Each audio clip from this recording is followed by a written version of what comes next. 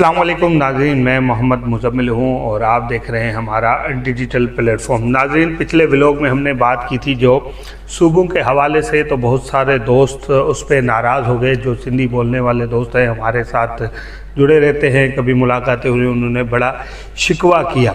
मैं उनसे ये कहना चाहता हूँ, आपका शिकवा बजा है, मगर मैंने पाकिस्तान तकसीम की बात नहीं की और मैंने किसी कम्युनिटी सिंधी या उर्दू या किसी और ज़बान बोलने वाले के ख़िलाफ़ कभी बात नहीं की। किसी ज़बान के ख़िलाफ़ बात मैंने कभी की ही नहीं है। ना मेरा ये कारोबार है कि मैं किसी ज़बानों में तहस्सुब पैदा करूं।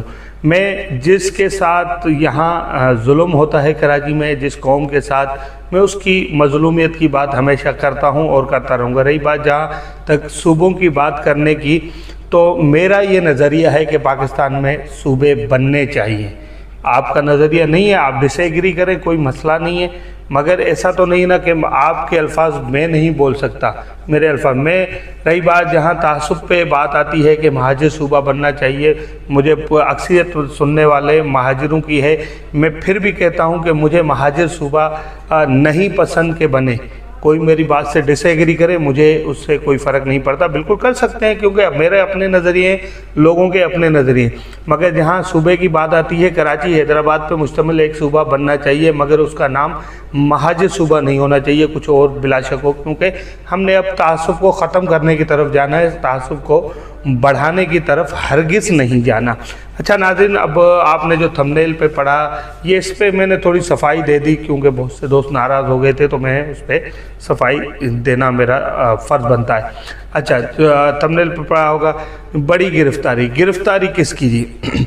एक बंदा है, वो व्हाट्सअप स्क्रॉल करता है, वो कहता है कि मैं व्हाट्सअप चेक कर रहा था, मेरे पास मैसेज आया, एक आदमी हमारे मुल्क के इदारों के ख़िलाफ़ लोगों को भड़का रहा था। वो मैंने देखा और मैंने FIR करवा दी, और उसको, क्योंकि वो मेरे मुल्क के इदारों के ख़िलाफ़ बात कर रहा था, उनको आवाम को भड़का रहा था मेरे इदारों के ख़िलाफ़। अच्छा, वो अननोन शख्सियत कराची की थी।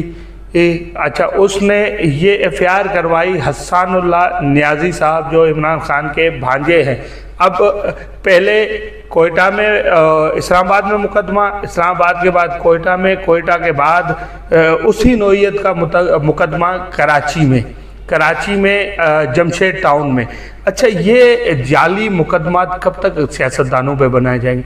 अच्छा, इजहार राय की आज़ादी ही किसी, ना सियासतदान को है ना सहाफ़ी को है, किसी को बोलने नहीं देना। अब आप किसी की ज़बान बंदी करके क्या हासिल करेंगे? आपने बानी MQM जनाब अल्ताफ़ हुसैन की ज़बान बंदी कर लिया, आज पूरा पाकिस्तान उठ के खड़ा हो गया बानी MQM के हक़ में, तो आपने क्या फ़ायदा लिया? आप इस तरह की, मुझे लगता है, गिरफ्तारियों से हुकूमत को भी परहेज़ करनी चाहिए। अगर हुकूमत के अलावा कोई और कर रहा है, कोई इदारा है, कोई शख्सियत है, कोई भी है, तो अब खुदारा पाकिस्तान को और इस तरफ ना ले जाओ। अब थोड़ा सा रहम करो पाकिस्तान पे, अब इन चीज़ों से निकलो और पाकिस्तान की जो इकनॉमिक सूरत हाल है उस पर मिल बैठ के बात करो, उस पर चार्टर ऑफ डेमोक्रेसी साइन करो, या उस पर आप जो पाकिस्तान के आईन कानून के मुताबिक जो मामला हैं वो करो, उस पर कोई मना नहीं है, मगर इस तरह की चीज़ें नहीं करो यार, खुदारा बस अब बंद कर दो।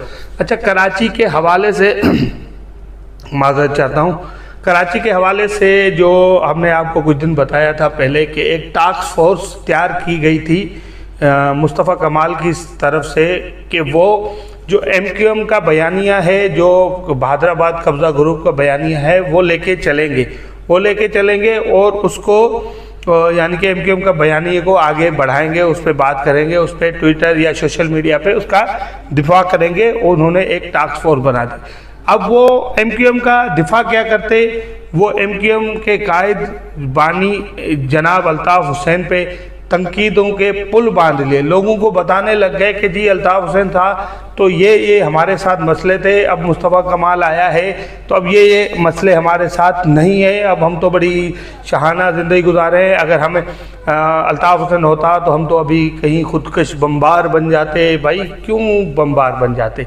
आप? अल्ताफ़ हुसैन एक गया है ना, चलो हम मान लेते हैं वो तंजीम ये कर रही थी, एक अल्ताफ़ हुसैन गया है ना, अल्ताफ़ हुसैन का सारा पैरोकार तो वहीं बैठे हुए हैं, वही मुस्तफ़ा कमाल है, वही फारूक सत्तार है, वही अनीस कायम खानी है, वही जो पूरी यानी कि ख्वाजा इजहार रोशन, ये सब वही तो हैं। क्या चेंज हुआ है? एक या क्या अल्ताफ़ हुसैन आके यहाँ बम फाड़ के जाता था? क्या अल्ताफ़ हुसैन आके यहाँ फायरिंग करके जाता था? अल्ताफ़ हुसैन यहाँ आके टारगेट किलिंग करके जाता था? ये लोग सारे फरिश्ते हैं। सिर्फ वही एक फर्द के ऊपर सारी जिम्मेदारी डाल दी जो इस शहर में मौजूद ही नहीं था। अब उस पर बनानी थी, अब महाजिरों का दिफा करने, ये महाजिरों के कायद, महाजिरों के बानू। अरे यार देखो तो सोशल मीडिया पे कितनी लोग मोहब्बत करते हैं उनके वसीले से, उनके यानी कि तवस्सुत से जो हम उनकी बात करते हैं तो लोग हमसे कितनी मोहब्बत करते हैं। अब सोचे कितनी अपने बानियों कायद से कितनी लोग मोहब्बत करते हैं। आप ये ढकोसलियाँ बंद करें और आप सही से नुमाइंदी करें कराची के लोग कराची के अल्ताफ़ हुसैन को भूल जाए ना। अगर आप इस तरह की हरकतें करके अब चाहते हो कि लोग बानी एमकेएम को भूल जाएं तो ये बहुत मुश्किल है। इस तरह तो आप सिर्फ तसादुम और तसादुम, महाजिर को महाजिर से लड़ाओगे, कराची वाले को कराची वाले से लड़ाओगे। इसके अलावा आप कुछ नहीं कर सकते, इसके अलावा आपकी कोई हैसियत ही नहीं है मुझे लग रहा है। आप सिर्फ लड़ाने आए हो, आप अपना बतवाओ ना।